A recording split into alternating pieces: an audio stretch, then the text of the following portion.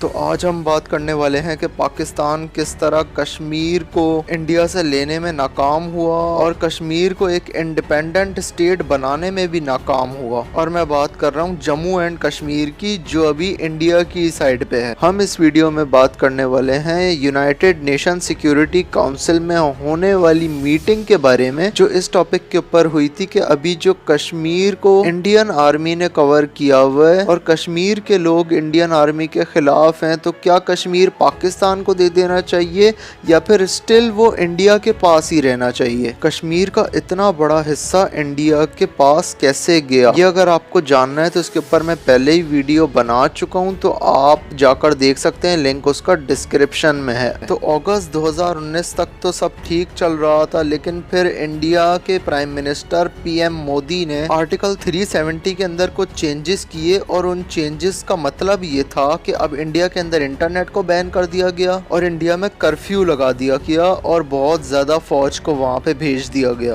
अब कश्मीरियों के ऊपर होता हुआ ये जुल्म देखकर पाकिस्तान सबसे पहले तो कांटेक्ट करता है उस वक्त यूनाइटेड नेशन सिक्योरिटी काउंसिल के जो प्रेसिडेंट थे, उस टाइम पे पोलैंड था, और ये प्रेसिडेंट हर महीने बाद चेंज होता है और कोई नया कंट्री जो है वो प्रेसिडेंट बनता है। तो अगस्त 2019 के अंदर पोलैंड था। सबसे पहले तो पाकिस्तान ने पोलैंड से कांटेक्ट किया, पोलैंड ने इस तमाम चीज़ों का जायज़ा लिया और फिर पोलैंड ने पाकिस्तान को ये जवाब दिया कि 1972 में जो आपने शिमला एग्रीमेंट साइन किया था, उसमें ये साफ साफ लिखा हुआ था कि कश्मीर का जो इशू है वो आप दोनों मिलकर सॉल्व करेंगे, यानी कि इंडिया और पाकिस्तान मिलकर सॉल्व करेंगे और उसके अंदर कोई भी थर्ड पार्टी इन्वॉल्व नहीं होगी, यानी कि कोई भी इंटरनेशनल मुदाखलत उसमें नहीं होगी। जिसकी वजह से इंडिया ने जो 1971 के अंदर बांग्लादेश के अंदर जो 93,000 सोल्जर्स पकड़ रखे थे पाकिस्तान के, वो भी इंडिया ने इसी वजह से वापस किए थे कि अब पाकिस्तान जो जम्मू एंड कश्मीर का इशू है उसे कभी भी इंटरनेशनल नहीं लेके जाएगा। और पाकिस्तान का जो 5,500 किलोमीटर का जो एरिया था जो इंडिया के कब्जे में आ चुका था, उसे भी पाकिस्तान ने इसी वजह से छुड़वाया था कि पाकिस्तान अब कभी भी कश्मीर के इशू को इंटरनेशनली नहीं लेके जाएगा। तो जिसकी वजह से पोलैंड ने यूएनएससी की कोई भी मुदाखलत उसके अंदर ख़त्म कर दी, यानी कि यूएनएससी उसके ऊपर बात नहीं करेगा।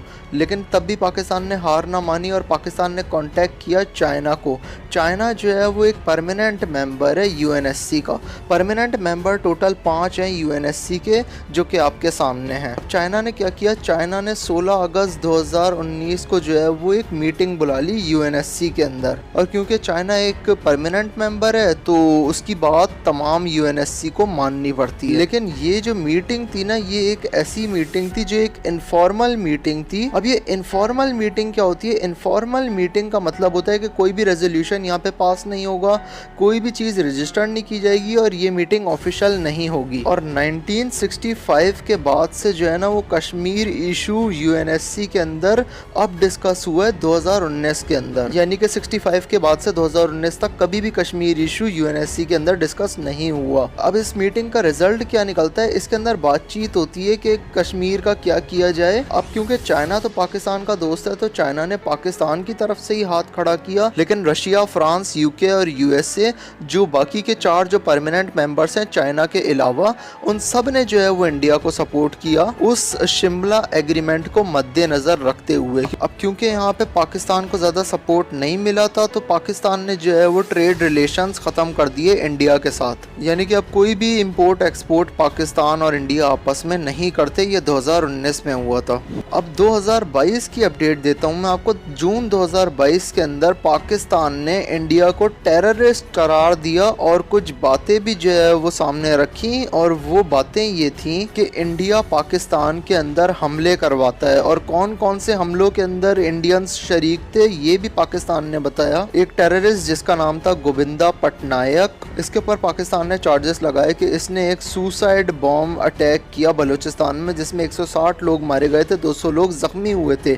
उसके बाद फिर आपाजी अंगारा के ऊपर पाकिस्तान ने चार्जेस लगाए कि ये आर्मी पब्लिक स्कूल पेशावर के ऊपर जो हमला हुआ था स्टूडेंट्स के ऊपर, जिसमें 150 स्टूडेंट्स मारे गए थे, उसमें ये शरीक था। जबकि तालिबान ने वो हमला किया था, ये शरीक था या नहीं इसकी कोई बात अभी पक्की नहीं है। उसके बाद फिर पाकिस्तान ने एक और नाम दिया, वो था डोंगारा का, और इसके ऊपर जो इल्जामात लगाए पाकिस्तान ने वो ये थे कि इसने 2015 2015 के अंदर बाबादर के अंदर एयरबेस अटैक किया जिसमें 29 सिक्योरिटी फोर्सेस के एहलकार शहीद हुए। लेकिन यहाँ पे भी पाकिस्तान को कोई सपोर्ट नहीं मिला। उसकी वजह यह है कि जो परमानेंट नेशंस थे यूएसए, यूके और फ्रांस, उन्होंने इंडिया को सपोर्ट दिखाया और जून 2022 में जो प्रेसिडेंट था अल्बानिया, उसने भी इंडिया को सपोर्ट दिखाया और पाकिस्तान की तरफ से सिर्फ चाइना का सपोर्ट आया। और जो यूएनएससी के 5 परमानेंट मेंबर्स हैं ना, China, France, Russia, UK, US, इनके अंदर इतनी पावर होती है कि ये वीटो करवा सकते हैं। वीटो क्या होता है? वीटो कुछ ये होता है कि इंडिया ने पाकिस्तान के ऊपर जब पुलवामा का इल्जाम लगाया था ना, जिसमें इंडिया ने कहा था मसूद अजहर जो पुलवामा अटैक में इन्वॉल्व था